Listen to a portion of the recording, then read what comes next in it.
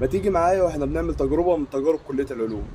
تنويه قبل ما نبدأ الفيديو ده، كل اللي هتشوفه في الفيديو ده بيحصل، ودي أقل تجربة من تجارب الكلية. هنبدأ مع بعض التجربة، بس لازم أقول لكم شوية حاجات. التجربة عندنا عموما لازم بتبدأ بيبقى ليها أهدافها. أول حاجة اسم التجربة، بعد كده الهدف بتاعها، وبعد كده الماتيريال بتاعتها اللي هي الأدوات بتاعتها، وبعد كده الخطوات اللي هنعملها بيها، وبعد كده نشوف الريزلت النتائج بتاعتها، وبعد كده نشوف نكتب عليها الكومنت بتاعتها. فاحنا هنبدا اول حاجه اسم التجربه. اسم التجربه هي الوينجو جراديسكي. وينجو جراديسكي. التجربه دي الهدف منها ايه؟ الايم بتاعها ايه؟ اللي انا عايز احول اللي هي كل السورس اللي في المكان او العالم اللي عندي، سواء الحاجات اللي هي الضاره بالطبيعه، اللي هي مثلا زي الكرتون، حاجات ضاره للطبيعه، كرتون، قش الارز، الورق، الحاجات اللي بتترمي دي في الشارع اللي بتعمل لها ريسايكل والكلام ده، عايز احولها من حاجه تبقى بتعمل لي تلوث وحاجه بتعمل لي بوليوشن لحاجه اقدر استفاد منها. اقدر استفاد منها ايه؟ بالنسبه اللي انا في قسم مايكرو، يبقى اقدر استفاد منها في حاجات تعمل لي انتي بايوتيك، مضاد حيوي، بكتيريا، الكلام ده كله. يبقى انا التجربه بتاعتي اول حاجه دي المفروض ازازه ميه. والله المفروض ازازه ميه، ازازه ميه، بس احنا قاطعين الجزء بتاعها اللي فوق ده. هستخدمها كانها بوتل كده، احط فيها بقيه المحتويات بتاعتي، الماتيريال بتاعتي. خلاص. تاني ماتيريال عندي الجلافز. طبعا لازم جلافز، لان انا هستخدم، انا بقول لك هطلع بكتيريا، فلازم يبقى عندي حاجه تحمي لي ايدي والكلام ده. الطبق بتاعي اللي انا هعمل فيه الميكستشر، الحاجات اللي انا هخلطها في بعض، ده لازم يبقى عندي الطبق بتاعي. رابع ماتيريال عندي اللي هو ورق الفويل، دي اللي اغطي بيها راس الازازه بعد ما احط محتوياتها جوه. خامس حاجه عندي اللي هي البيض.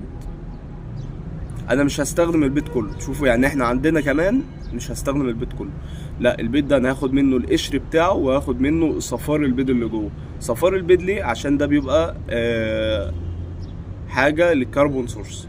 تمام، يبقى صفار البيض ده عشان الكربون سورس. امال الكربوهيدرات ازاي؟ اللي انا هستخدم القشر بتاعه، يعني هاخد القشر وهطحنه، تمام، واحطه جوه المحتويات بتاعتي في الازازه بكل اللي انا هقوله لكم. بصوا يا جماعه، اول حاجه بس هنلبس الجلافز بتاعنا، ده اهم حاجه. اهم حاجه في المعمل ان انت تلبس الجلافز والبلطو طبعا. بس بقى انا في البيت، فيعني مش في المعمل، فمش مستاهله البلطو.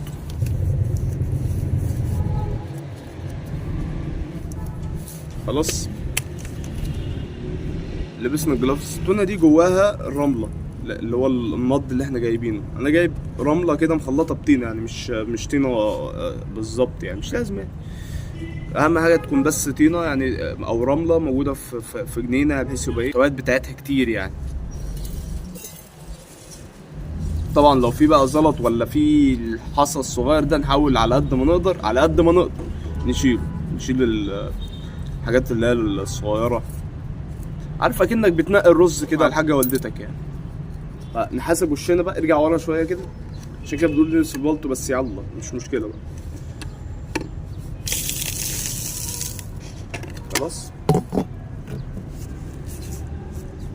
حبه سريعا على طول هحط، وهنكمل لغايه نص البوتل مثلا، لغايه هنا مثلا، نص بالظبط، او نص الا يعني شويه.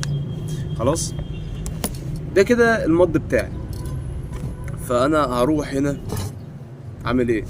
اروح جاي اكسر البيضه، واخد الصفار بتاعها رميه، واخد القشر بتاعها رميه، اروح جاي واخد الكرتون رميه. 3 خطوات ورا بعض على طول يعني. ادي يعني مش عارف بقى اجيبها لكم ازاي بصراحه. بصوا انتوا هتشوفوا البيض وهو نازل يعني.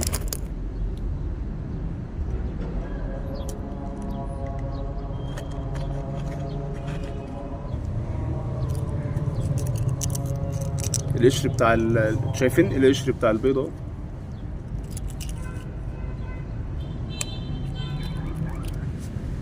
هروح اعمل ايه بقى؟ الحركه طبعا البنات بتكرهها. نروح عاملين بقى، مدخلين ايدينا ومقلبين، مدخلين ايدينا وعاملين ايه؟ بص عاملين ايه؟ مقلبين بقى.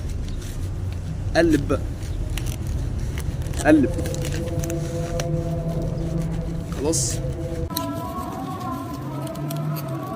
يعني انا مش عارف كان هيتحزر ولا ايه، بس يلا والله ده اللي بيحصل، مش هكذب عليكم.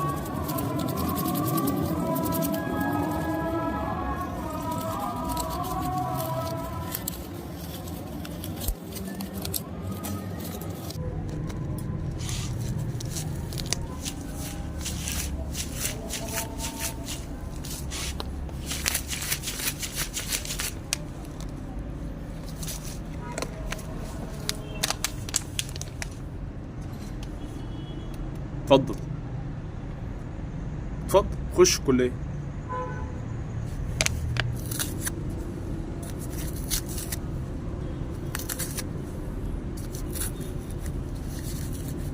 انا مش عارف الرمله، كنت فاكرها،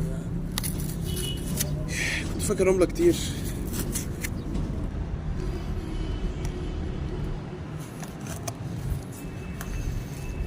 انا هقلب بس الخليط بتاعي.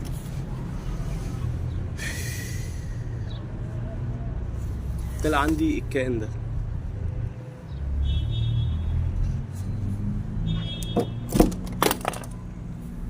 ماشي، رايت الفويل من فوق. يا ايدي، فاكر الفيديو ده مقصوص منه كتير يا عم. تقفل بقى، تقفل. الفيديو ده مقصوص منه كتير، الفيديو ده طويل اصلا. خلاص بس يلا، عروسة حكاية جوب ايه عنب. انا نفسي تشوف الزروطة اللي الواحد قاعد متزروطها دي، بس يعني الحمد لله ان هي عدت على خير. اقل تجربة في تجارب كلية العلوم.